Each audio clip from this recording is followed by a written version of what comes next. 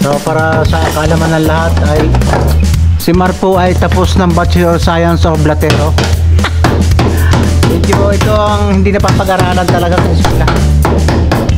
Itong mga kamatis kung tinanim na to ay hindi rin man talaga naalagaan nung naka-stay in dito. Kaya ngayon wala sigurong abono to eh. Ayan na, aabonohan natin yung mga kabos.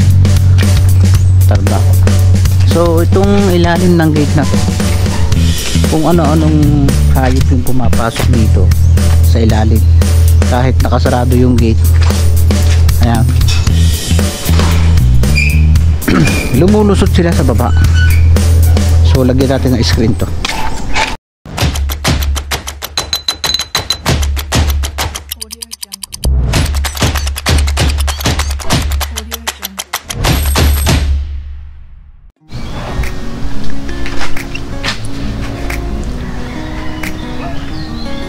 Alright mga kabosing, isang mainit na summer ngayong araw na to mga kabosing. Magandang hapon. At ang oras pong ito ay nandito ako sa aking garahe. At dito po ako medyo napapatambay ngayon dahil pag nasa bahay ako masyado akong mas maganda dito kasi na-exercise yung utak natin. So mga kabosing, bago ang lahat ay pinabati ko po kayo ng isang magandang hapon kung saan man lugar kayo nandoon, at welcome po ulit sa aking munting YouTube channel. At tingnan niyo ang araw, ayan, kainit at wala tayong matatayong maginhawa pag oras ng katanghalian. So alam po sa mga panahon ngayon mga kabosing ay yung iba ay nag-out of town at nag-swimming, at sa Lunes ay Lunes Santo na, mahal na araw ng mga kabosing. So yung iba alam po mag-out of towns, mga pamilya natin. So tayo po naman dito lang, at bukas siguro uwi tayo ng Batangas dahil may mga asikasuhin tayong problema daw sa mga ating mga pamilya, pero at least maayos na natin. So muli ako'y bumabati ng isang magandang tanghali, at para doon sa mga nagtatrabaho sa labas, konting ingat po mga kabosing. Huwag po kayo masyadong magbabad, at pag nahihilo na kayo, huwag yung pilitin mga kabosing. Mahirap yan kasi baka tayo ay high blood.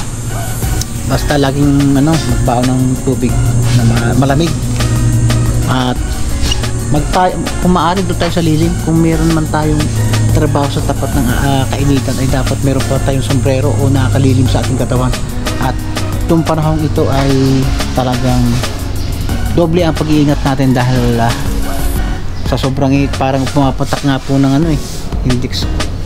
Ang init, nasa 43, sobrang init. So ayan, dito tayo tatambay sa aking garahe, at nandito yung aking latero, bagamat yung ibang pintor ko ay hindi pumasok at hindi ko alam kung bakit. Ay andito naman yung aking latero. So samahan nyo ako sa vlog na to mga kabosing hanggang huli. Tingnan natin ang isang unit na ginagawa natin. Ito ay ang Nissan Urban. Dalawa po yung unit na yun, kinuha ko package deal. Kinuha ko na kasi puro project car. At kung mapapansin nyo, ayan ang kanyang mga dashboard, evaporator, ayan, yang sa dashboard. Dahil mga kabosing, ito ay nung makuha ko ngayon, medyo yari na to, lubog lahat, bangga ito. So nakalubog, buti na lang ang salamin hindi nabasag, pero ito lubog na lubog siya. So hindi siya malalatero kung hindi ibababa yung mga dashboard na yan. Ayan, makikita na yun. So paano mo mapupukpok yan kung hindi mo ibababa yung dashboard? So ewan ko lang kung may babalik pa ito sa kaguluhang ito. At yung iba, ayan, katulad ng mga kabosing, makikita nyo ba, binutas yan para makontrol do sa loob. Pagka anong tawag doon? Mar?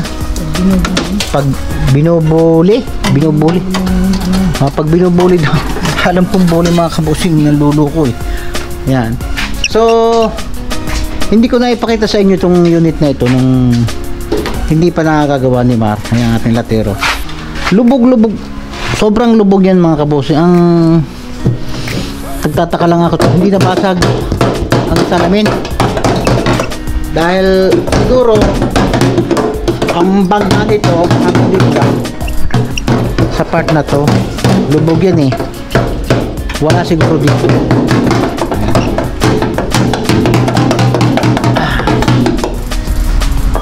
Dito tayo mga kabusing at manood tayo ang trabahong latero.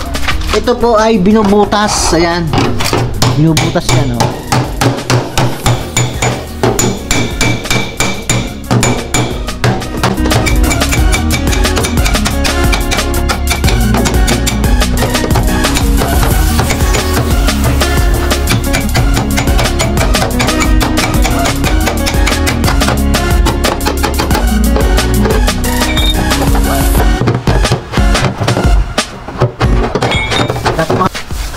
So para sa kaalaman ng lahat ay si Mar po ay tapos ng Bachelor Science of Latero. Medyo ito ang hindi napapag-aralan talaga sa eskwelahan. Parang hindi ito pinag-aralan sa eskwelahan eh, itong paglalatero. Kanya-kanyang talent talaga ito. Ang pinag-aralan sa eskwelahan na yung makina o yung pag-welding, pero yung pag-muli, pag-repair ay hindi. So yan mga kabosing, dapat ito sa labas eh para maliwanag eh. Kaso napakainit naman kaya nag-iilaw na kami dito sa loob. Hindi namin kaya sa labas eh. Sa labas medyo maliwanag na. Problema, napakainit naman. So itong part na to, yan, medyo mahirap lang kasi may nakalagay dyan mga yung sa preno, hydrovac. Binubutas yan mga kabosing oh. Ayan. Para makontrol sa kabila. So ito yung trabahong medyo kailangan may utak din to. Mag-diskarte kung paano gagawin at puro dukutin. Puro dinudukot. So ipapakita ko sa inyo mga kabosing oh, yung nangyari sa loob. Ayan oh. Oh, di ba? Kalas-kalas. So paano mo magagawa yan kung hindi mo didiskartehan dito sa loob? Kasi hindi mo pa pwedeng palubog na nga eh. Paano mo ilalabas? Mapupukpok mong palabas para at least ano yan, kasi lumubog siya, pumasok siyang dito eh, kaya kailangan may labas natin yan. At si Mar na yung bahala sa ito yung yung mga pyesa niya, dashboard, evaporator, mga blower, ayan. Ayan. Eto, may mga hindi maiiwasan natin magkaroon ito ng gusot-gusot. Ayan. Pero bubulihin yan. Then, pag nabuli, pintor na ang bahala dyan mga kabosing. Mamasilyahan naman para magpantay-pantay siya. So, dito tayo sa labas. Medyo talagang kakaiba ang trabaho nito.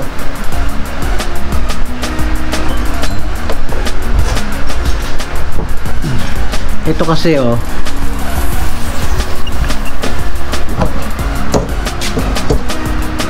pakita ko sa inyo ito. Ayan oh, ito napakahirap bulihin kasi nga ipapasok mo pa yung kamay mo sa loob para makontrol mo yung side nito. Ito okay na to. Ito na lang. Then naayos na yung mga pintong yan, medyo bagsak ya. Bagsak. Ito na lang. Yan ang dust. Ayan o. Yung kanyang bumper. So Maximar ang matagal ng latero yan, bagamat meron siyang alam sa ibang part sa under chassis, pero ito talaga yung eksperto niya ang paglalatero. Share ko lang mga kabosing, yung jeep ko nung matagal na nakabangga ng Kotsing Maxima, Nissan Maxima, yung pang sa una mga kabosing. Ubos yung compartment mga kabosing sa likod, yung huli. So ang Nissan Maxima ay medyo mahirap hanapin dahil yan ay limited. Ayan. So naghanap lang siya nung itsura, then talagang ubos yun wala na akong mabiling yung pinaka man tawag nga nun, compartment ng Maximang yun. So nabuo namin mga kabosing na hindi yun nahalata ng may-ari. Ang alam niya, pinalitan namin ng puwet, pero hindi talaga. Wala kaming pinalitan doon, kundi pinagtiyagaan namin paluin. Nilatero talaga. So yan, unti-unti na siyang nabalik. So tingnan natin. Then decision ako dito mga kabosing ay ilabas ko na rin. Ayan, may bagong dating na naman na pick up. So yun ang ipipinis namin, pero ito bago namin ipasok sa pinturahan sa ibang shop ay kailangan maayos namin yung latero, kasi pintura lang naman talaga sila kaya dapat pag dinala namin doon okay na yung basta sila magpipintura o magmamasilyan na lang. So kung mapansin nyo, wala yung headlight, grills, bumper, pull out lahat mga kabosing. Ngayon papaluin nyo.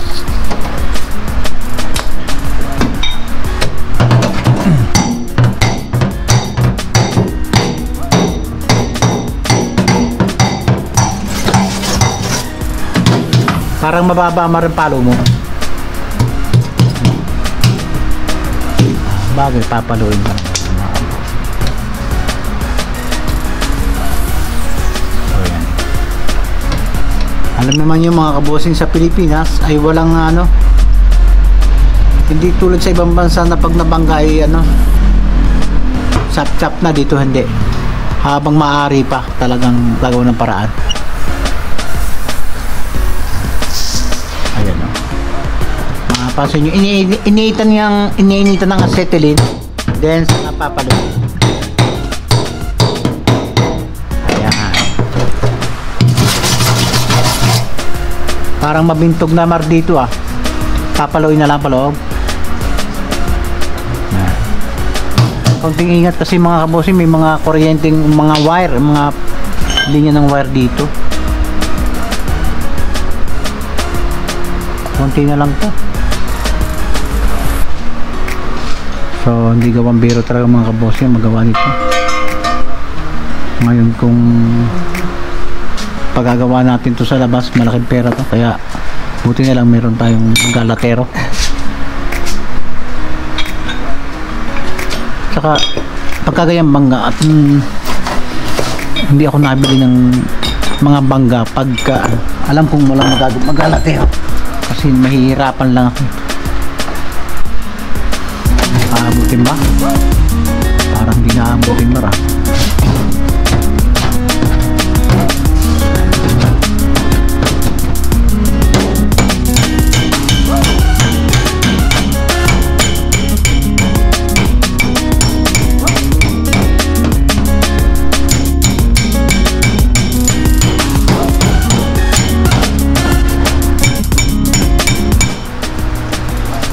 Mahirap na trabaho ito mga kabosing.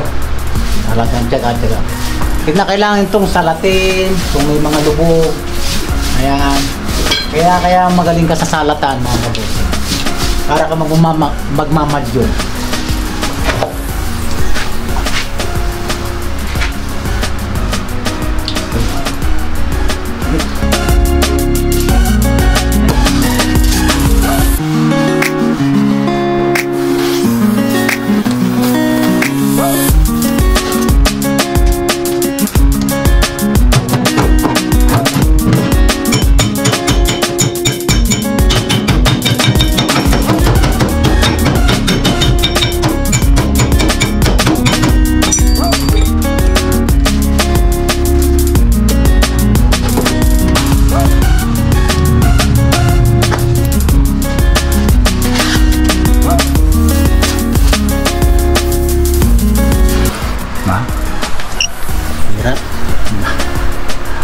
Kailangan magaling ka magsalat. Yan mga bossing.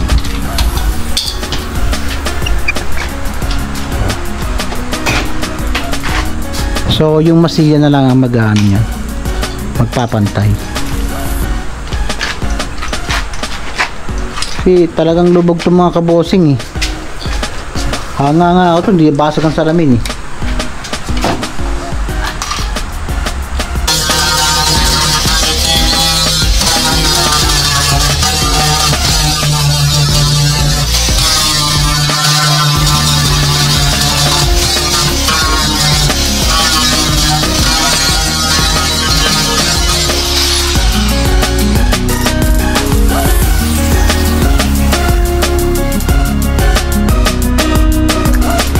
Kaya mga kabosing, bumalik tayo dito sa ginagawa ni Mark.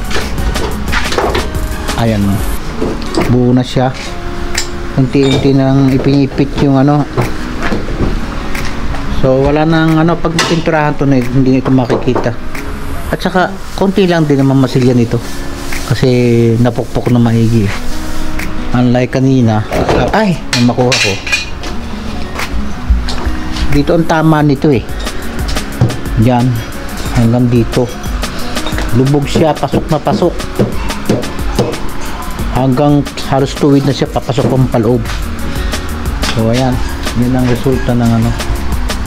Hiyagaan lang naman talaga yan yung pagkagawa niyan.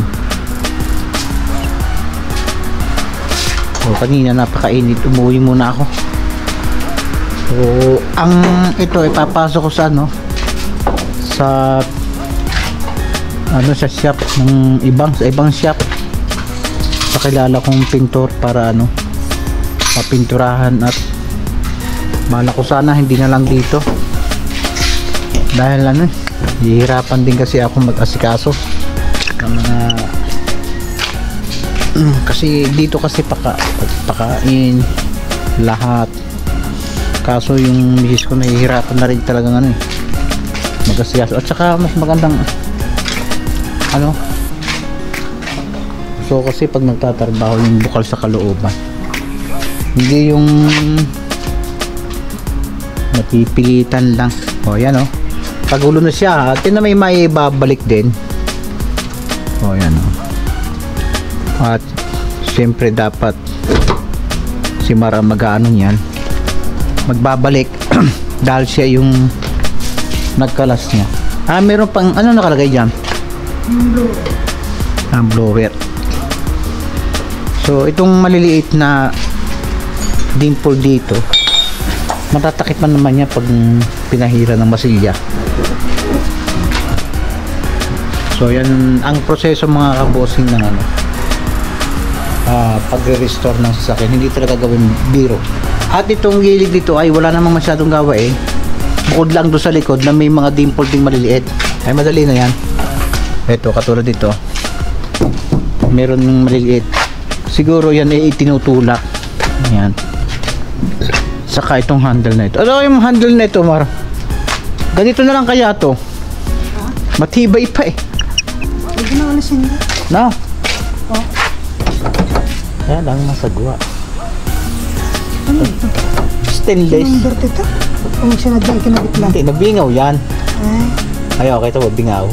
So ang ginawa niya, pero dapat hindi ito ginamit. oo nga, para hindi nakalabas. Oo, para hindi nakalabas. Dapat siguro iukit na lang yan. Ayo, ano ko na lang. Oo. So yan, itong isang ito ay may mga gawain pa rin. Lalagyan pa ito ng step board, step tube, para medyo maganda yung tayo niya. Pero madali na matapos yan, saglit na lang yan. Yun, kaya din inuuna natin ay dahil ipapasok natin ng ibang shop. At eto, isang ito ay nung mabili ko nga ay dalawa, isang pick up. Ito ang talagang project car. Napakaraming gawain, may mga kulang na parts, pero try natin kung mabubuo natin yan. Maganda itong service pagka ikaw ay may mga business dahil may pangkargahan siya. Lumalaman din siya ng 5 tao eh. Kasi double cab siya oh. Yan. Pero pag nangyari yung mga kabossing, maganda ito, maniwala kayo sa akin. Mitsubishi L2. Hindi makita, video madaling video mga kabossing. Kaya mga kabossing, at naipakita ko na sa inyo yung proseso ng paglalatero, lalo kung may bangga. So napansin ko lang talaga, itong mga kamatis kong tinanim na to ay hindi rin man talaga naalagaan nung naka-stay in dito. Kaya ngayon wala sigurong abono to eh. Ayan o, aabonuhan natin yung mga kabossing ng complete para bumunga. So yan o, ang bunga niya parang napilitan na lang. So ayan, katulad niya no. May bunga siya kaya lang bumagsak ni diligan natin mga kabossing, medyo mainit.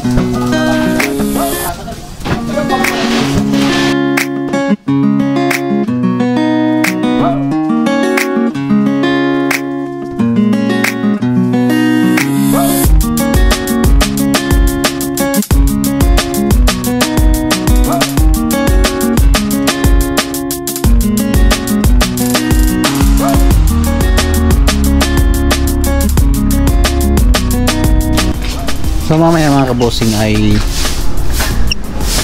itong gate namin, kasi kung ano-anong hayop yung pumapasok dito eh, daga, mga minsan may mga kung ano, basta kung anong hayop, at nakakatakot dyan bagang pumasok dyan may ahas. So doon sa ibaba ay magkakaroon siya ng siwang, kaya lagyan natin ng screen. Ito dati nilalagyan ko ng screen kaso laging kinakalawang. Ayan o. Kaya bumili ako ng yun parang hindi naman siya itong ginagawang screen sa bahay. Hindi siya kinakalawang, parang aluminum siya. Para hindi siya lagyan natin ng screen to. So samahan nyo ako mga kabossing dito sa maliliit kong trabaho dito sa garahe. At ito muna ang ating pansamantalang gawa o content ngayong araw na to. At ito, pinilinis ko rin yung bahay ko na wala namang nakatira. Ayan, asan yung basahan? Itong problema dito laging buksan mo to para maalis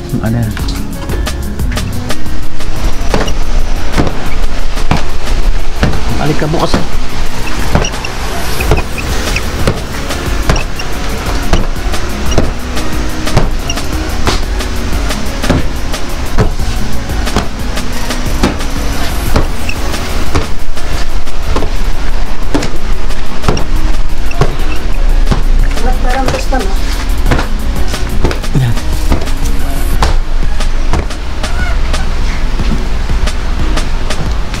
Grabe mag-alikabok dahil ngayon ay Isami kinakailangan natin linisin.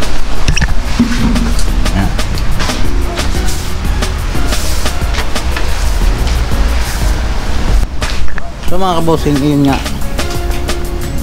dahil dito naman tayo napatigil ngayong araw na to, tapos na rin yung trabaho at nag-uuwi na rin, uuwi na yung latero trabaho.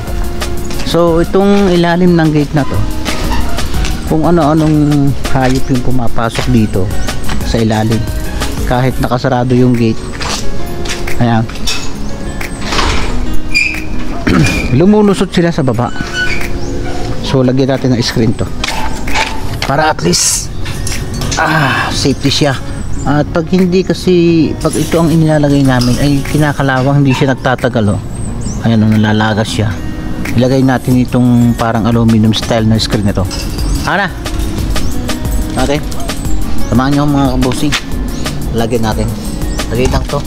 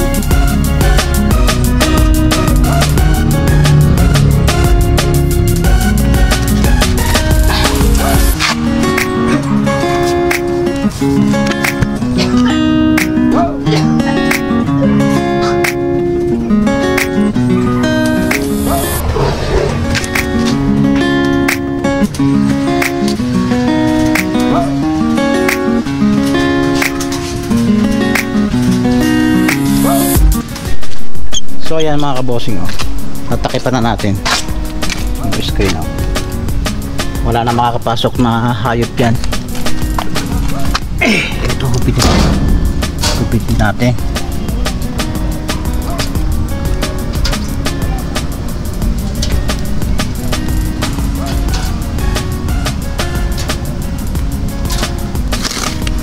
So ayan, oh, ayos na.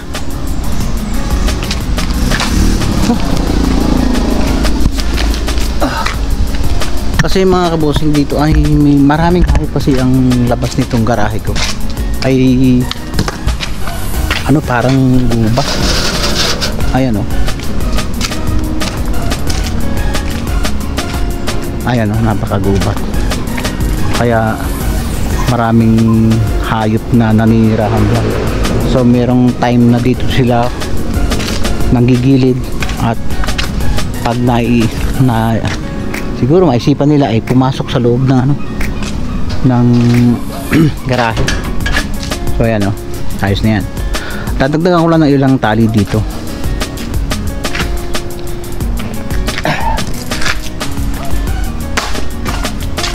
So mga kabosing, wow,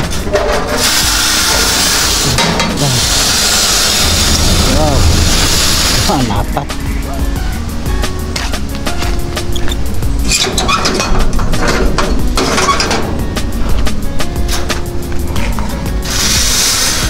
Problema ano to, napat siya. Okay na yan. So nandito pala yung ano, yung isang unit ko. So nandito pala mga kabosing yung unit ko dumating. At ito ay dito ko pinapinturahan sa ano, sa labas. Kasi nga medyo naglulo ko yung pintor ko. Napakadalang niyang magtrabaho kaya nilalabas ko na lang. Pasok natin mga kabosing.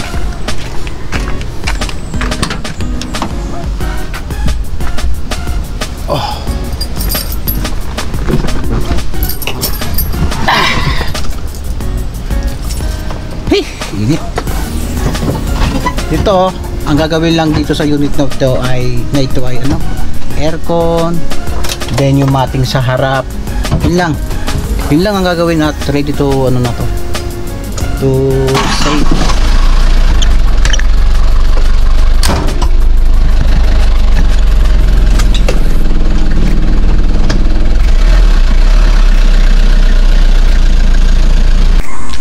So yan mga kabosing, sana ay kahit pa paano ay naali kayo doon sa trabaho ko at may natutunan kayo doon. May mga idea kayo doon sa mga trabaho araw-araw. So ngayong araw na ito talagang tumigil tayo dito sa shop dahil isa yung tao natin. Wala, kahit isa lang. Hindi dapat siya mga kabosing talian natin.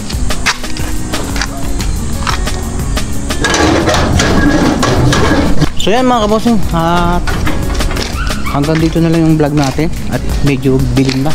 Putulin mo yung ano, bilim na yung ano. Asan yung susi? Ha? Medyo dilim na rin. So salamat sa pagsama sa hanggang dulo ditong video kong ito.